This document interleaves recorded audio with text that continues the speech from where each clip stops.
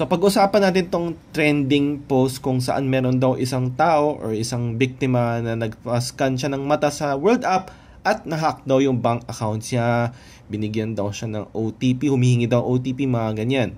So unang-una sa lahat, hindi ako defender ng World App, no? Hindi ko di-defend ang World App. Pero ayoko rin ng mga naglalabas ng mga fake news. Napansin nyo ba sa mga comments sa mga World App related ng videos, mapapansin mo maraming gustong tumulong or gusto i-message mo siya, tutulungan ka daw niya.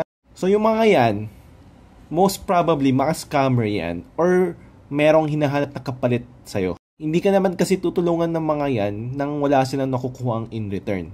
So nangyari dito sa biktima to, most likely 80-90% sure ako na nabiktima siya ng mga scammer. Itong mga kung sino man na-hack yung bank account niya. So I highly doubt na itong nabiktima ay nabiktima siya ng World App dahil sa World App. Walang kinalaman yun. Nabiktima siya ng isang scammer na nagpapanggap na siguro taga World App or willing daw tumulong sa kanya. Then yun pala, na scammer pala.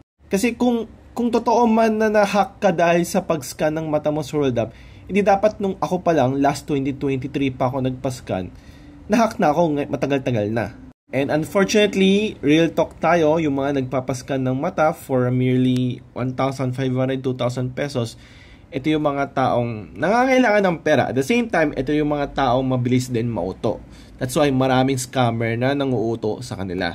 So please lang, huwag kayo magpapauto sa mga taong gustong tumulong sa'yo. Tatargetin ka niya, lalo na kung naghahanap ka ng tulong, no?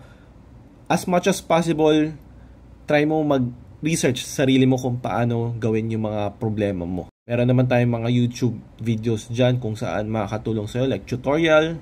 So please, as much as possible, huwag kang magpapatulong sa mga taong lalo na hindi mo kilala personally.